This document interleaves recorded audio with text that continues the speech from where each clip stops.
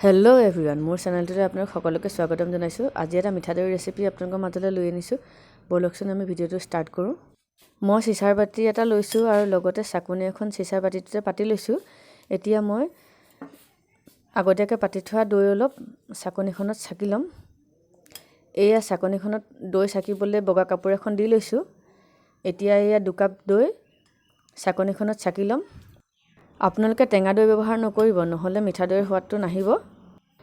দৈখিনি বগা কাপোৰখনত মেৰিয়াই লৈ অকণমান চেপি দিম, যাতে ইয়াৰ টেঙা পানীখিনি ওলাই যাব, আৰু এনেকৈ এঘণ্টামান মই থৈ দিম। এতিয়া গেছত চচ এটা পাতি লৈছোঁ। ইয়াত এতিয়া 4 কাপ গাখীৰ গৰম কৰিম। এয়া চচটোত একাপকৈ 4 কাপ গাখীৰ ঢালি লৈছোঁ।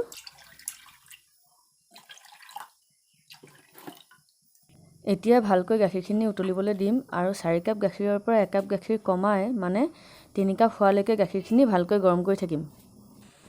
এয়া গাখীৰখিনি উতলিব ধৰিছে আৰু গাখীৰখিনি মাজে মাজে লৰাই লৈ আৰু 5 মিনিটমান উতলাই থাকিম।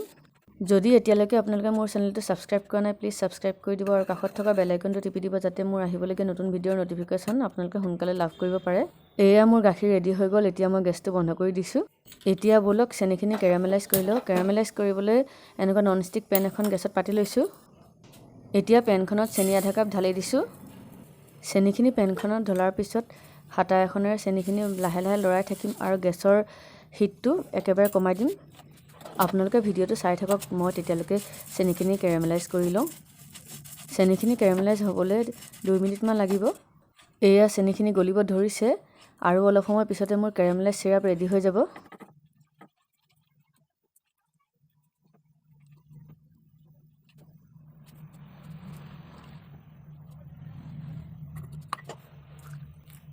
এয়া মোৰ কেৰামেলাইজ চিৰাপ ৰেডি হৈ গ'ল। এতিয়া ইয়াত 1 কাপ গাখীৰ ঢালি দিম। গাখীৰটো ঢালোঁতে আপোনালোক সাৱধান হ'ব। দেখিছেনে গাখীৰখিনি ইমান ওপৰলৈ উঠি আহিছে।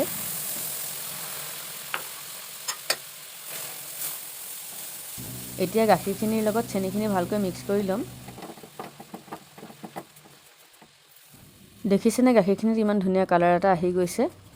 এয়া গাখীৰখিনি ভালকৈ উতলি ৰেডি হৈ গ'ল।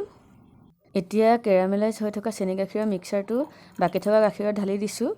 গাখীৰখিনি অলপ উতলিলে হ'ব। এয়া গাখীৰখিনি ভালকৈ উতলি গ'ল। এতিয়া মই গেছটো বন্ধ কৰি দিছোঁ। এতিয়া দৈখিনি কাপোৰখনৰ পৰা উলিয়াই ল'ম। এয়া দেখিছে দৈখিনি ইমান ফৰফৰীয়া হৈ গ'ল। এতিয়া দৈখিনি অলপ সময় ফেটি ল'ম। দোকানত বনোৱাৰ দৰে মিঠা দৈৰ সোৱাদ আপোনালোকে ঘৰতে ল'ব পাৰিব। আপোনালোকেও ট্ৰাই কৰি চাবচোন। এই ৰেচিপিটো কেনেকুৱা লাগিলে মোক কমেণ্ট কৰি জনাব। এয়া মোৰ দৈ ফেটি হৈ গ'ল। দেখিছেনে দৈখিনিত ইমান ক্ৰিমি টেক্সচাৰ আহিছে। এতিয়া দৈখিনিত কেৰামেলাইজ হৈ থকা গাখীৰৰ মিক্সাৰটো অলপ অলপকৈ ঢালি যাম আৰু দৈৰ লগত ভালকৈ মিক্স কৰি যাম। যদি ভিডিঅ'টো ভাল লাগে, লাইক, শ্বেয়াৰ এণ্ড ছাবস্ক্ৰাইব কৰি দিব।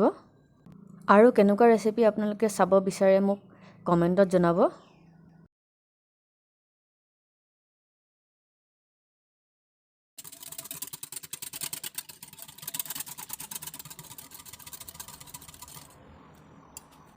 এয়া মোৰ গাখীৰ ৰেডি হৈ গ'ল। এতিয়া গাখীৰখিনি মাটিৰ পাত্ৰ এটাত ঢালি দিম। মই মাটিৰ পাত্ৰ ইউজ কৰিছোঁ। আপোনালোকে যিকোনো বাচন ল'ব পাৰে। চিচাৰ বাতি বা গ্লাছ ল'ব পাৰে, নহ'লে বন চাইনাৰ কাপ ল'ব পাৰে। এতিয়া মাটিৰ পাত্ৰটোত চিলভাৰ ফইল পেপাৰ দি ভালকৈ ঢাকি থ'ম। এয়া গাখীৰখিনি পেক হৈ গ'ল। এতিয়া গাখীৰখিনি গৰম জেগা এটাত 12 ঘণ্টাৰ কাৰণে থৈ দিম। এয়া 12 ঘণ্টা হৈ গ'ল। এতিয়া চিলভাৰ ফইল পেপাৰখন মাটিৰ পাত্ৰটোৰ পৰা আঁতৰাই দিম। ফইল পেপাৰখন আঁতৰাই দিয়াৰ পিছত দেখিছেনে, এয়া একদম দোকানত কিনাৰ দৰে পাৰফেক্ট দৈ ৰেডি হৈ গ'ল। মই আপোনালোকক মাটিৰ পাত্ৰটোৰ পৰা 1 চামুচ দৈ উলিয়াই দেখুৱাইছোঁ। দেখিছেনে একদম ধুনীয়া দৈ ৰেডি হৈ গৈছে। আপোনালোকেও ট্ৰাই কৰিবচোন এই ৰেচিপিটো। ভিডিঅ'টো শেষলৈকে চোৱাৰ বাবে ধন্যবাদ।